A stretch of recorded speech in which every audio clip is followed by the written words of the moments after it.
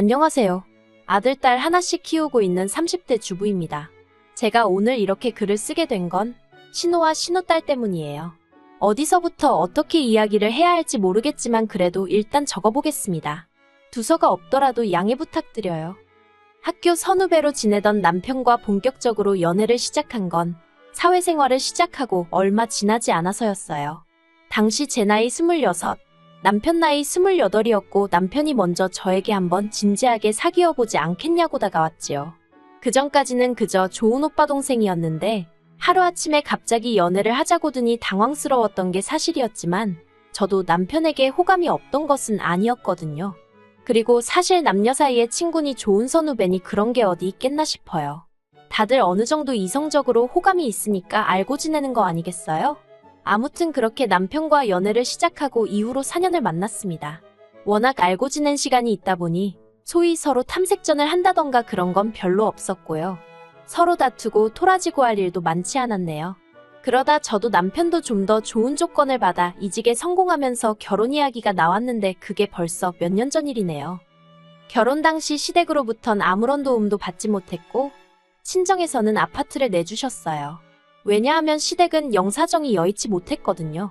남편과 제가 본격적으로 결혼 이야기가 나오던 시기에 시매부가 하던 사업이 부도가 나네 만에 소리가 나왔고 신우 죽는 소리에 결국 시부모님이 두 분 사시는 아파트를 담보 삼아 대출을 받아주셨다 들었습니다.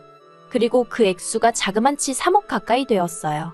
3억이 누군가에게는 별것 아닌 돈일 수도 있었겠지만 평범한 서민인 남편이나 제 입장에서는 정말 큰 돈이었거든요. 아무튼 그래서 시부모님은 당장 원금의 이자 내기도 빠듯한 생활을 이어나가는 와중이셨기에 저희 결혼하니까 좀 도와주세요 소리를 할 수가 없었습니다. 더 솔직히 말하자면 먼저 그래도 단돈 얼마라도 보태주겠다 하셨으면 좋았을 텐데 아예 이런 방구 그런 말씀이 없으셨거든요. 그러니 더욱이 저희 입장에서도 입이 떨어지질 않았지요. 그리고 상황이 그렇다 보니 남편과 제가 모은 돈이 얼마 있었다고 해도 어디 전세로 가기에도 빠듯한 형편이었습니다. 하지만 월세를 살자니 그건 길바닥에 버리는 돈 같아서 도저히 엄두가 안 나더라고요. 그렇게 남편과 골머리를 앓고 있을 때쯤 친정부모님이 저희를 부르셔서는 당신들이 경기도에 아파트 한 채를 갖고 있는데 거기 세입자가 계약 연장을 안 한다고 하니 거기라도 들어가서 살겠냐고 물어보셨습니다. 그리고 솔직히 저희야 그렇게 물어봐 주신 것만으로도 너무 감사했고 당연히 그렇게 하겠다고 했지요. 그런데 이 일을 가지고 시댁에서 이러쿵저러쿵 말이 나왔습니다. 예단과 혼수 이야기를 나누기 위해 시댁을 찾았던 날 남편이 저희 부모님 덕분에 집 문제가 해결되었다는 이야기를 꺼냈거든요. 그런데 어머님 아버님은 처음에 저희 친정부모님이 아예 집 한 채를 사주시는 걸로 이해를 하셨더라고요. 그래서 제가 그런 게 아니라 두 분이 갖고 계신 아파트에 당분간 임시로 저희가 들어가 살기로 한 거라고 정정해드렸습니다. 그랬더니 어머님이 그런 명의는 어떻게 되는 거냐고 물으시대요. 그래서 명의가 바뀌고 그런 것도 없고 저희는 정말 몸만 들어가서 사는 거라고 했어요. 그랬더니 어머님이 한마디로 치사하단 식으로 말씀을 하시는 거예요. 그리고 제 입장에선 솔직히 황당하고 듣기 거북했지요. 그런데 그때 남편이 먼저 나서서 사위랍시고 빈몸뚱아리로 들어가는데 그만큼 배려해 주신 것만 해도 감사한 일 아니냐면서 어머님께 화를 내더라고요. 그러자 아버님이 남편더러 부모한테 말하는 싸가지가 어쩌고 하셨는데 뭐 솔직히 저는 어떻게 들릴진 모르겠지만 그런 남편이 든든하게 느껴지대요. 아무튼 그렇게 신혼살림을 차리고 이후로 저희 정말 악착같이 살았습니다. 비록 좋은 직장을 다니고는 있었지만 그렇다고 다른 부부들처럼 해마다 해외여행을 간다던가 그런 것도 해본 적 없어요. 물론 속으론 저도 남들처럼 해외여행도 다니고 명품백도 갖고 싶었고 남편하고 같이 비싼 외제차도 끌고 싶었지만요. 하지만 그런 욕구들을 억눌러가며 좀 더 나은 미래를 꿈꾸며 하루하루 열심히 살았네요. 그리고 그런 와중에 아들, 딸을 연년생으로 낳으면서 좀 더 열심히 살아야겠다는 의지를 다지게 되었지요. 그러다 지난해 마침내 서울에 있는 30평대 구축 아파트로 이사를 하게 되었습니다. 친정부모님의 도움도 있었고 대출도 좀 있었지만 그래도 저희 두 사람의 힘으로 장만한 아파트였기에 감회가 남다르더라고요. 그리고 언제 집들이 할 거냐는 시부모님의 성화에 이사한 지 한 달도 되지 않아 집들이를 하게 되었어요. 시부모님과 신혼의 가족을 불러서 말이지요. 신우는 집에 들어오는 순간부터 집 좋다는 소리를 여러 번 했는데 그건 신우네는 결국 심해부가 사업을 망하면서 월세를 전전하고 있었기 때문입니다. 그리고 그런 사정을 뻔히 알았던 저희였기에 웬만하면 솔직히 집들이도 하고 싶지 않았어요. 신우가 어떻게 받아들일지도 모르겠고 나름대로 조심스러웠던 거지요. 그런데 다행히 신우는 시샘을 하는 것 같진 않았고 그저 저희의 상황을 무척이나 부러워하는 눈치였어요. 그리고 그런 신우에게 저도 어떻게 반응해주는 게 좋을지 몰라서 적당히 웃어넘겼고요. 그리고 이후로도 신우는 종종 저희 집에 놀러오면 안 되냐고 물어왔습니다. 신우네 딸이 10살이었는데 저희 애들을 너무 보고 싶어 한다면서 말이에요. 솔직히 저희 애들은 시조카에 비하면 한참 어리기도 했고 막상 시조카가 오면 저희 애들하고 사이좋게 노는 편도 아니라 내키지 않았지만 한편으론 애가 지 집이 얼마나 답답하면 우리 집에라도 오고 싶어 할까 싶어서 몇 번 그러라 했습니다. 그런데 그게 지금 생각해보면 화근이라면 화근이었네요. 처음엔 한 달에 한 번 올 때도 미안한 기색을 보이던 신우가 저희가 이사하고 반년쯤 지났을 무렵에는 나 좀 이따 가도 되지? 하고 30분 만에 나타날 만큼 미안한 기색은커녕 무슨 어디 동네 슈퍼마켓 뜨나들듯 오가기 시작했으니까요. 참고로 신우네 집하고 저희 집은 걸어서 20분도 걸리지 않는 거리였는데 그건 어쩔 수가 없는 상황 때문이었습니다. 저희가 사는 동네가 그나마 서울에서 집값이 저렴한 지역 중 한 곳이었고 직장에서도 멀지 않았거든요. 단지 신우네가 근처에 산다는 이유로 몇 천만 원을 더 들여 더 불편한 지역으로 이사를 할 수는 없었으니까요. 아무튼 결국 참다 못한 제가 남편더러 신우가 오는 횟수를 좀 줄였으면 좋겠다고 이야기를 했어요. 그리고 남편도 자기가 진작에 눈치채지 못해서 미안하다며 확실히 정리해놓겠다고 하더라고요. 그래서 그렇게 상황이 일단락될 줄 알았습니다. 그런데 이게 웬걸. 시부모님으로부터 생각지도 못한 호출을 받고 시댁에 가게 되었는데 거기서 충격적인 소리를 들었네요. 시댁에 도착하니 어머님께서 어두운 표정으로 현관을 열어주셨습니다. 그리고 저는 속으로 어머님 아버님한테 무슨 건강상의 문제라도 생겼나 싶더라고요. 그렇지만 어쨌든 간에 좋은 일 같지는 않아서 먼저 이러쿵저러쿵 묻지 않고 그저 어머님이 말문을 여실 때까지 기다렸습니다. 그리고 이윽고 어머님이 입술을 떼셨는데 주제는 다름 아닌 신우였어요. 설마 신우 이야기려나 생각도 잠깐 했었는데 어머님 입에서 정말로 신우 이야기가 나와버리니까 이야기를 듣기도 전에 머리가 복잡하더라고요. 혹시 돈 이야기면 어떻게 거절해야 하지 싶었고 그런데 어머님이 꺼내신 이야기는 단순히 돈을 빌려주고 말고 하는 것보다 더 어이없는 것이었습니다. 어머님이 말씀하시길 심해부가 2년 전부터 아무도 모르게 주식에 손을 대고 있었답니다. 돈은 대출이 되는 곳이라면 몇 금융권이고 개의치 않고 융통을 했다고요. 하지만 수익은 조금도 내질 못해서 결국 월세도 제대로 내지 못하는 상황에 이르렀던 모양이에요.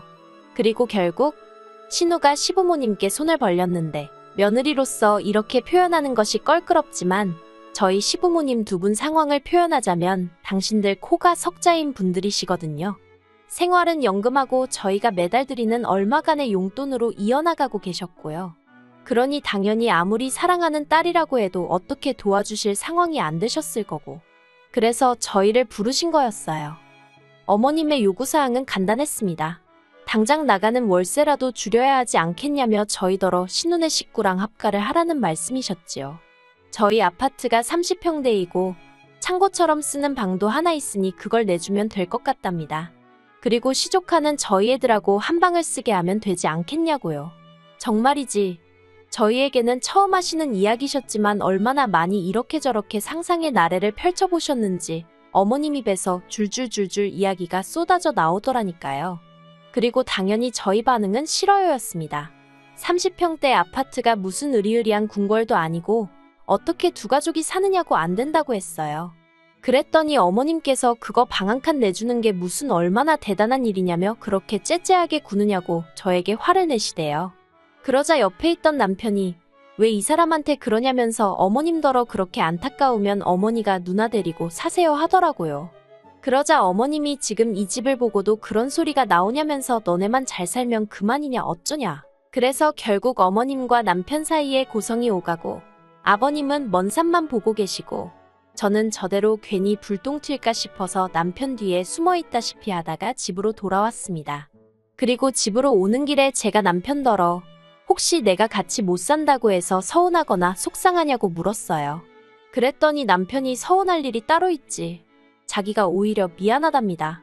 그러면서 어머님이 도대체 어쩌다가 그게 가능할 거라고 생각하시고 그런 이야기를 꺼내신 건지 모르겠다며 저더러 신경 쓰지 말라대요. 그리고 그렇게 상황이 마무리가 되었다고 생각했어요. 그런데 이튿날 남편은 출근하고 저는 회사 창립 기념일로 집에 있었거든요. 아이들을 유치원에 보내고 한숨 돌리고 있는데 밖에서 누군가 쾅쾅쾅 현관문을 부서져라 두들기는 게 아니겠어요. 놀라서 인터폰으로 밖을 확인하니 신호와 심해부였습니다. 원래대로라면 제가 출근했어야 하는 시간인데도 연락도 없이 막무가내로 와서 빨리 문 열라고 고함을 치고 있던 거죠. 어이가 없기도 하고 황당하기도 하고. 그래서 일단은 남편에게 전화를 걸어 밖에 신혼여행가 와 있는데 어떻게 하냐고 물었습니다. 그리고 저는 제가 긴장하고 있는 줄 몰랐는데 나중에 남편이 말하길 제 목소리가 완전히 얼어서 덜덜 떨고 있더라는 거예요. 그랬어서인지 남편이 저더러 문은 열어주되 지금 전화를 끊지 말랍니다. 자기도 지금 당장 출발하겠다면서요. 그리고 그 순간 남편이 그런 반차를 내는 건가 그래도 되나 별의별 생각이 다 들었지만 안 와도 된다는 소리는 차마 입 밖으로 나오질 않대요. 저는 남편이 시킨 대로 일단 현관문을 열었습니다. 그러자 신우랑 심해부가 씩씩거리면서 집 안으로 들어오더니 저희 집을 한번 휙 둘러보고는 진짜 집까진 유세가 대단하답니다.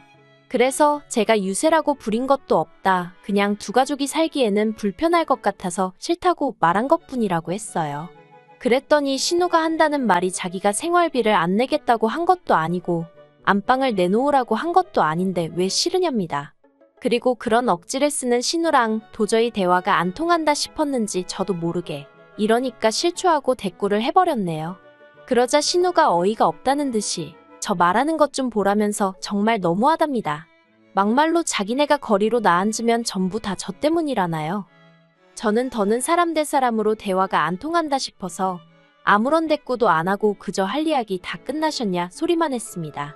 그랬더니 심해부가 앞으로 나서서는 제 어깨를 자기 손가락으로 툭툭 치면서 평소에 착한 척은 혼자 다 하더니 무섭네요 무서워하며 빈정거리대요.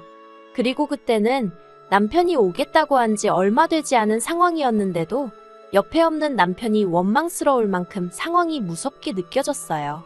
제가 심해부더러 지금 이게 뭐 하는 짓이냐고 제 몸에서 손 떼시라 했습니다. 그러자 심해부가 자기가 저를 때리길 했냐 꼬집기를 했냐 계속해서 빈정거리더니 급기야는 자기 어깨로 저를 탁탁 밀더라고요. 그리고 그때 뒤에서 지금 뭐 하는 짓이냐는 소리와 함께 친정부모님이 눈에 보였습니다. 그러고 보니 친정부모님이 오전에 서울병원에 예약이 되어 있으니 일이 끝나는 대로 저희 집으로 오시겠다 했었거든요. 그런데 제가 그걸 까맣게 잊고 있었던 거지요. 친정아버지가 저를 확 잡아 끄시더니 심해부더러 지금 이것도 다 폭행인 거 모르냐면서 친정어머니더러 저 데리고 병원 가서 진단서 끊어오라고 하시는 거예요.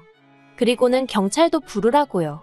그러자 순식간에 집안이 아수라장이 되었고 그때 남편이 헉헉거리며 저기서 뛰어오는 게 보였어요. 저도 모르게 반가운 마음에 여보하고 부르는데 순간 눈물이 왈칵 나서는 친정어머니가 남편더러 지금 이게 무슨 일이냐면서 어쩌면 저렇게 경우들이 없냐고 이대로 가만히 못 넘어간다고 크게 화를 내셨습니다. 그리고 그제서야 신우가 상황이 자기들한테 불리하단 걸 깨달은 건지 그런 게 아니라며 말도 안 되는 변명을 하기 시작했는데 저희 친정부모님은 물론이고 저나 남편도 그걸 귀담아 들을 리가 없었지요. 남편이 신우더러 가만 안 두겠다면서 기어이 여기까지 와서 행패냐고 악을 썼어요. 그리고 저희 친정부모님도 남편더러 사돈이고 뭐고 이대로는 못 넘어간다며 법적인 조치는 다 취하겠다 하시대요. 참고로 저희 친척 중엔 아주 유명하진 않아도 변호사도 있고 경찰도 있었거든요. 그리고 저희 친정아버지는 말씀하신 대로 신혼예외를 폭행으로 고소하셨습니다. 그리고 제가 이기면 저희 쪽 변호사 비용까지 자기가 다 물어야 한다는 사실을 안 신우가 그제서야 저한테 미안하다며 자기가 순간 눈이 돌아갔었다며 사과를 하고 난리더군요. 그런데 남편이 봐주지 말랍니다. 사람이 순해 보이니까 아주 헛개비로 보고 덤빈 거 아니겠냐면서 끝장을 봐야 정신 차린다고요. 그리고 저는 고민 끝에 남편 뜻에 따르기로 했어요. 착한 줄 알았는데 어쩌고 그 소리 들을 때 정말 기분이 너무 나빴거든요. 그리고 말한 대로 저는 안 착한 사람이니까 굳이 자비를 베풀 필요가 있겠나 싶대요. 그리고 이 일로 시부모님은 남편더러 괘씸한 놈이니 아주 부모 형제도 몰라보는 망나니니 뭐니 온갖 악담을 퍼부으셨고 그걸로도 분이 안 풀리셨는지 영 끊고 살자셨습니다. 당신들 죽었다는 소리가 들려도 아는 채도 말라면서요. 그런데 남편이 덤덤하게 알겠다는 말 한마디만 하더라고요. 저한테 자세히 말은 안 해도 자기도 그간 시부모님께 맺힌 게 많았던 모양이 돼요. 그리고 제가 생각하기에 제가 여기서 해야 할 일은 그저 그런 남편 옆에서 묵묵히 자리를 지켜주고 고마움을 표현하는 일뿐인 것 같습니다. 남편이 누구보다 저와 아이들을 제일 우선으로 생각해주는 사람이라 다행이다 싶을 뿐이에요.